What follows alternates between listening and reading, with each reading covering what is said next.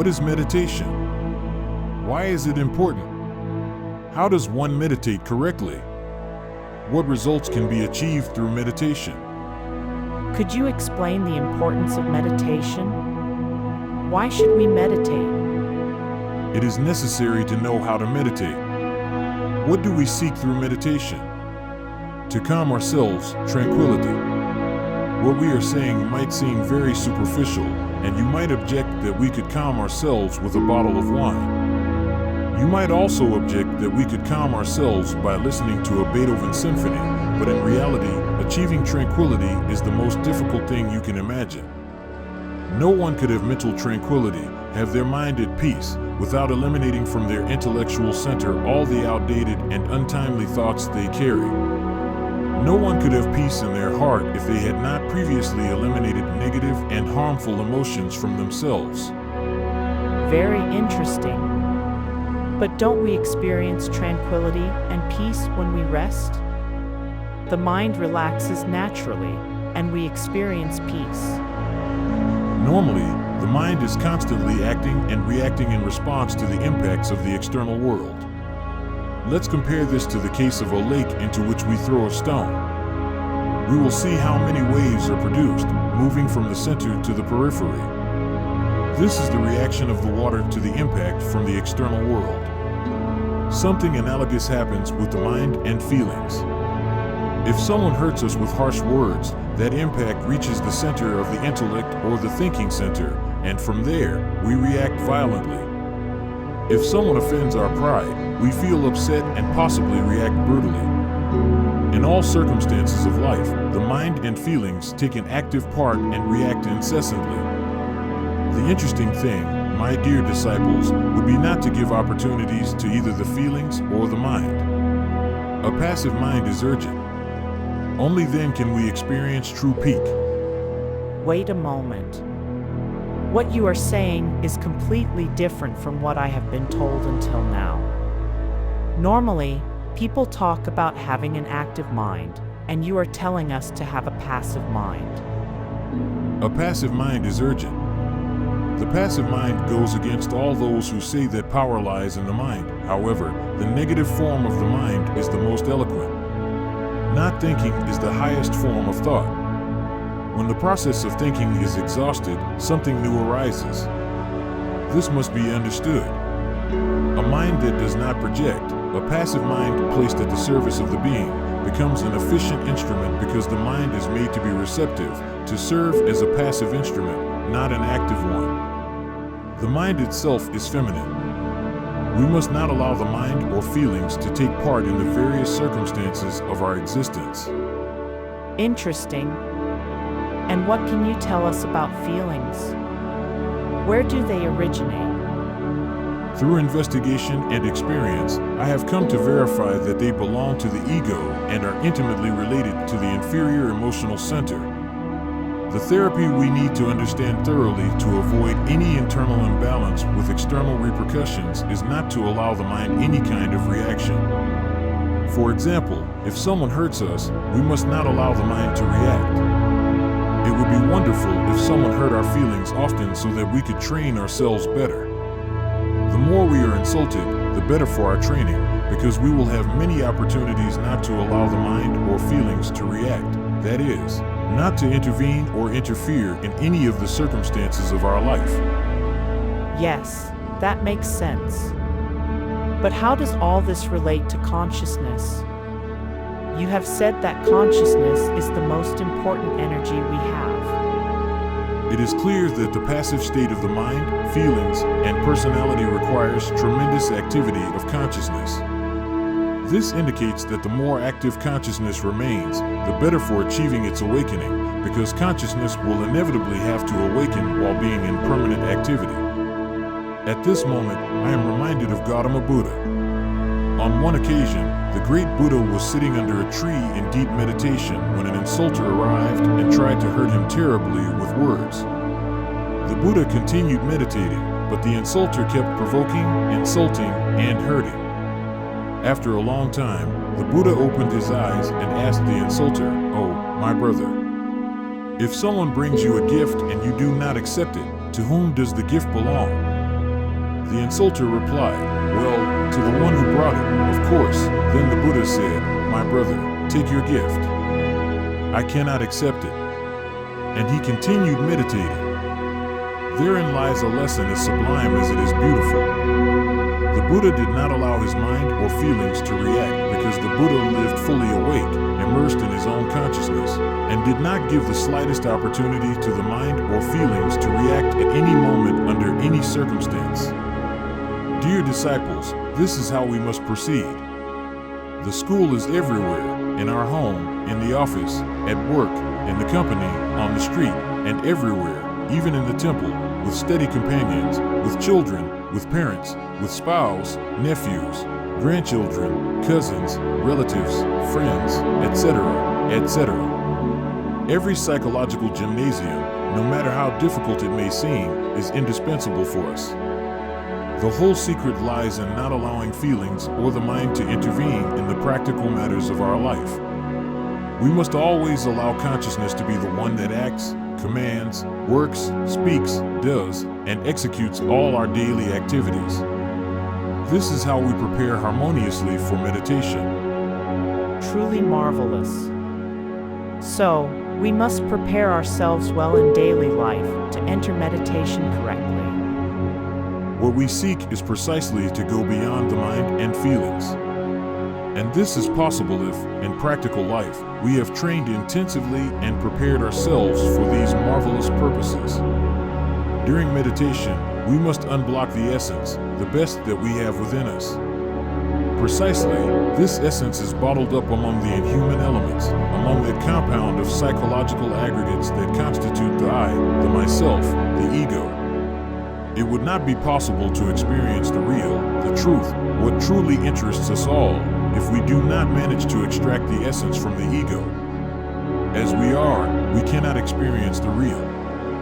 We will always live in the world of dreams, in the intellectual, instinctive, emotional, motor, or sexual centers. But we will not be able to experience the truth in any way. The great Kabir Jesus said, "Know the truth, and the truth shall set you free." The truth is not a matter of theories. It is not a matter of belief or disbelief. Nor is it a matter of concepts and opinions. For example, we could form an idea about the sun, and it could even be dazzling. It might even approximate what the sun really is. But it would still not be the sun. Similarly, we could form multiple ideas about the truth and still not possess that truth. When Jesus the Christ was asked, "What is truth?" he remained silent. When Gautama Buddha was asked the same question, he turned his back and walked away. The truth cannot be defined with words. Anyone, for example, can have a great ecstasy when the sun is about to hide among the golden splendors of the mountain range and try to communicate that mystical experience to others. But it is likely that the other person will not feel the same. Thus, the truth is incommunicable. It is real only for the one who experiences it for themselves. When we manage, in the absence of the ego, to experience the truth, we can evidence an element that radically transforms, an element of extremely high voltage. But we must put consciousness to work so that it completely replaces the mind and feelings. It must be consciousness that functions. Consciousness must become integrated within us. We must have a passive mind, passive feelings, a passive personality, but a fully active consciousness. Understanding this is indispensable to becoming practical in meditation. Marvelous. Now it makes sense. Once we have prepared ourselves well, what is the next step to enter meditation? If we want to apprehend the real, if we want to experience the truth, if we want to feel in our psyche that element that radically transforms us, we need the stillness and silence of the mind. It is not about emptying the mind. What is required is to reach the stillness and silence of the mind. And that is different. When the process of thinking has been exhausted, the mind becomes still and silent. And then, something new arises. It is not about fighting the thoughts that come so that the mind becomes still, no. What is needed is to contemplate those thoughts, to understand them, to contemplate those desires intelligently, to contemplate and understand all the memories that come to the mind. When one begins to understand all that comes to the understanding, then not a word can be said. Suppose a memory of a scene of anger at home comes to mind. What will we do? Try to understand it. And after understanding it, what should we do? Forget it. If another memory arises, a conversation with a friend, a neighbor, or a relative, what should we do? Reject it? No, I repeat, understand the futility of it, the vanity of that memory. Once fully understood, forget it. In this way, all that parade of thoughts, desires, feelings, memories, etc. will have a beginning and an end. When that tape of memories, desires, thoughts, emotions, etc. has ended, the mind becomes still and silent. Then, something new arises. And if it does not arise, it simply means we have not reached absolute stillness at all levels of the mind. Then, we have no choice but to descend to deeper levels until we reach the 49 levels. If we succeed, if we manage to make each of the 49 levels obey, then the mind will become still and silent. The result will be that the essence is unblocked from the intellect to experience that element which radically transforms the new, the real. Fabulous. Could you explain what that element is that transforms us radically? What is the experience of Samadhi, or the real, what people also call the illuminating void? The void is very difficult to explain because it is indefinable and indescribable. The void is a state of absolute absence of the pluralized I. Only in the absolute absence of the I can we experience the real, that which is beyond time. The illuminating void is not nothingness. The void is life free in its movement. The void is, what has always been, and what will always be. The void is beyond time and beyond eternity.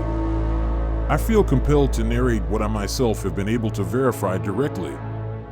When the second subrace of our current great Aryan race flourished in ancient China, I was reincarnated there. At that time, I was called Chuli. Obviously, I was a member of the Zhou dynasty. In that existence, I became an active member of the Order of the Yellow Dragon, and it is clear that in such an order, I was able to learn the science of meditation clearly. I still remember that marvelous instrument called Afin, which had 49 musical notes. Undoubtedly, there are 7 notes in the musical scale, but if we multiply 7 by 7, we obtain 49 notes arranged in 7 octaves. We, the brothers, would gather in the meditation hall. We sat in the Oriental style with our legs crossed, placing our palms in such a way that the right hand rested on the left. We sat in a circle in the center of the hall. We closed our eyes and then paid close attention to the music that a certain brother offered to the cosmos and to us. When the artist played the first note, which was do, we all concentrated. When he played the next note, re, the concentration deepened. We struggled with the various subjective elements that we carried within us. We wanted to reprimand them, to make them see the need to maintain absolute silence. It is worth reminding you, dear brothers, that these undesirable elements constitute the ego, the I, the myself, the self. They are, in a way, diverse entities personifying errors. When the note me vibrated, we penetrated the third zone of the subconscious and faced the multiplicity of those various psychic aggregates that boil disorderly within us and prevent the stillness and silence of the mind. We reprimanded them and tried to understand them. Gagging all those demons of desire that one carries within is not easy. But with patience, we achieved it. In a higher octave, we continued with the same effort, and thus, little by little, facing the various inhuman elements that we carried within, we finally managed to gag them all at the 49 levels of the subconscious. Then, the mind became still and in the deepest silence. That was the moment when the essence, the soul, the purest thing we have within, escaped to experience the real. Thus, we entered the illuminating void. While we were in this state, we could hear the voice of the Father who is in secret. Undoubtedly, we were in what could be called rapture or ecstasy. The personality remained in a passive state, still seated in the meditation hall. When the Samadhi concluded, we returned to the body, retaining the memory of everything we had seen and heard. One day, while in the illuminating void, I experienced the unity of life free in its movement. I was the flower. I was the river that runs crystalline between its bed of rocks, singing with its delightful language. I was everything that is, has been, and will be. I felt annihilated, as if I ceased to exist as an individual. Obviously, I was filled with indescribable terror and returned to form. It is necessary to eliminate the I of fear, and this I is eliminated with the power of the Divine Mother Kundalini Shakti. First, it must be analyzed and understood, and then we invoke Devi Kundalini, our particular Divine Mother, so that she disintegrates the I of fear. The truth cannot be described. It cannot be explained. Each one must experience it for themselves through the technique of meditation. In the illuminating void, we experience the truth. That is an element that transforms us radically. One must persevere. One must be tenacious. Obviously, one must reach that experience through different degrees. The devotee will increasingly feel the intimate impulse of the being.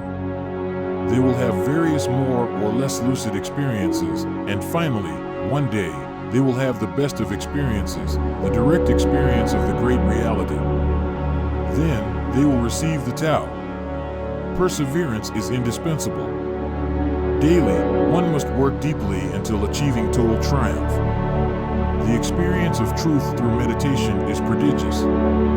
If one has experienced the truth, one feels the strength to persevere in the work on oneself. When one has truly gone through such a mystical experience, they are different. Nothing can stop them in their longing for liberation. They will work tirelessly on themselves to achieve a radical, total, and definitive change. The poor intellectual animal, mistakenly called man, is weak by nature and finds himself in a completely disadvantageous situation. The ego is too strong, and the personality is terribly weak. Left alone, he can barely walk. He needs something to encourage him to work. He needs intimate support. This is only possible through meditation. Is there a suitable time to meditate, or can one meditate at any hour? Daily practice is necessary. At what hour? At the moment we feel the desire to do so, especially when we feel sleepy. Meditation without sleep destroys the brain. Sleep must always be used in combination with the technique of meditation, but a controlled sleep, a voluntary sleep. During meditation, keep your eyelids closed. Combine sleep with meditation in harmonious proportions. Never forget the law of balance. You truly need 150% sleep and 150% meditation. If we put more sleep than meditation, we fall into unconsciousness. If we do more meditation than sleep, we ruin the mind and brain. However, if we know how to harmoniously combine sleep and meditation, we will achieve what is called Samadhi, ecstasy. How long should one meditate? I would not give an answer because if someone enters meditation and is preoccupied with time, they cannot experience the illuminating void, as it is beyond time. This would be similar to a bird trying to fly, but being tied down by a leg, a stone, or a stick. It could not fly. There would be an obstacle. To experience the illuminating void, we must free ourselves from all obstacles. Meditation, therefore, must be deep, profound, and prolonged. The path of deep meditation requires much patience. The impatient will never succeed. The eye of impatience must be eliminated after being understood. Let this be clearly understood. Gnostic students must practice intensely throughout their lives. And if they proceed in this way, they will live a profound life and achieve self-realization. Finally, is there a specific position for meditation? In the Eastern world, Much emphasis is placed on the Padmasana position with crossed legs, but not all Easterners meditate with crossed legs. For correct meditation, we can sit in a comfortable chair with our arms and legs fully relaxed. The body, in general, should be well relaxed. No muscle should be tense. There may also be those who wish to take the flaming position of the five-pointed star on the floor or on the bed, lying in a supine position, with both arms open and legs spread to the sides, or with the head facing north. Another position that can be adopted is that of a dead man. You must then resemble a corpse, with your feet touching at the heels and the toes separated like a fan. The arms of the corpse extend along the body. Each person is unique, and the only thing to do is to find the most comfortable position without adhering to any rule or pattern of asana or system. The position must allow the body to be comfortable. That is obvious.